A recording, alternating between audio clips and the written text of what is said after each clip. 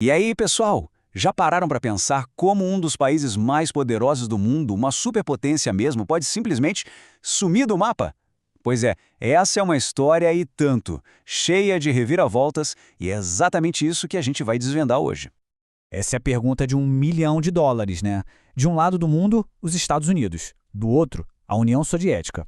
E aí, do nada, em 1991, um deles desaparece. Como assim? Bom, vamos mergulhar fundo nessa história para entender. Então, para a gente entender como a casa caiu, a gente precisa voltar um pouquinho no tempo. A verdade é que antes do colapso, a União Soviética já estava, cheia de problemas gigantescos por dentro. Imagina só um país enorme, lá nos anos 70, começo dos 80, liderado por um cara chamado Leonid Brezhnev. Parecia que o tempo tinha parado. O governo só queria saber de tanques, mísseis, essas coisas, mas na vida real, a economia não ia para frente e a vida das pessoas não melhorava. E para piorar tudo, em 1979, eles tiveram uma ideia péssima: invadir o Afeganistão. E olha, essa invasão deu o que falar. A consequência foi imediata e todo mundo viu.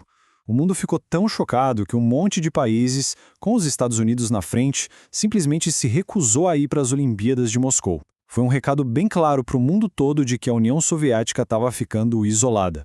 Só que aí, no meio dessa crise toda, surge um cara novo na área. Um líder que chegou prometendo virar o jogo. Bom, depois de anos com a economia parada e com líderes já bem velhinhos, em 1985, Mikhail Gorbachev assume o poder. Ele era bem mais novo, cheio de ideias e, mais importante, ele sabia que ou o país mudava radicalmente ou ia desmoronar de vez. E ele não chegou de mãos abanando, não. Ele trouxe duas palavras que, olha, mudaram a história para sempre. Perestroika e glasnost. Bora ver o que elas significam. Perestroika, em russo, quer dizer reestruturação.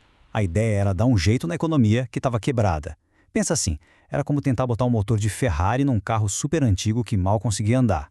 Na prática, isso permitiu pequenos negócios próprios, uma coisa que era proibida. Uma família podia, abrir uma pequena cafeteria, algo impossível de imaginar antes. A outra palavra é glasnost, que significa abertura ou transparência.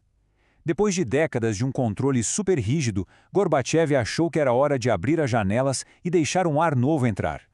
Com isso, as pessoas puderam finalmente falar o que pensavam, criticar o governo e, o mais importante, resgatar suas próprias culturas, suas histórias, que o governo tentava apagar.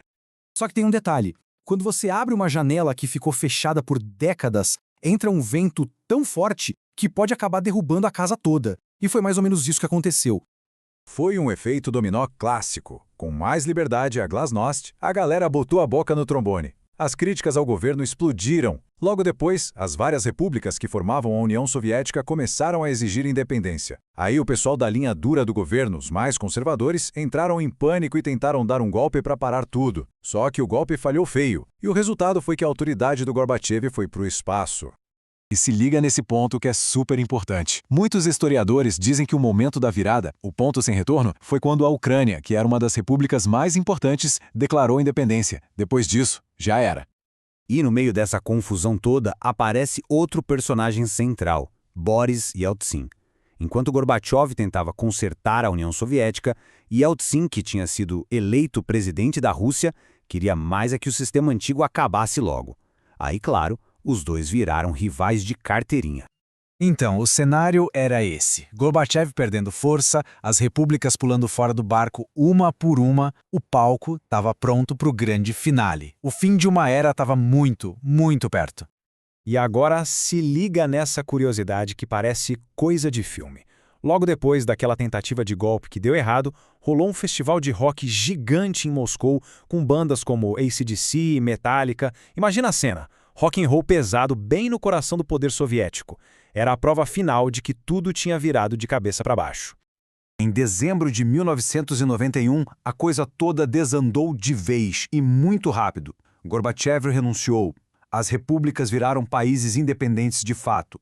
A Rússia basicamente assumiu o lugar da União Soviética no mundo, herdando tudo, inclusive o controle das armas nucleares. E para não cortar os laços de vez, eles criaram a Comunidade dos Estados Independentes. E pronto, a União Soviética, puf, deixou de existir oficialmente. Ufa, que viagem, hein? Agora, para a gente ter certeza de que ficou tudo na ponta da língua, que tal um quiz rapidinho? Eu faço a pergunta e vocês tentam acertar. Bora lá? Essa é a reestruturação. A reforma da economia, lembra? Mandou bem. Isso foi o Afeganistão. Esse era o Boris Yeltsin, cara. Foi a tentativa de golpe, né? Que no fim deu um tiro no pé.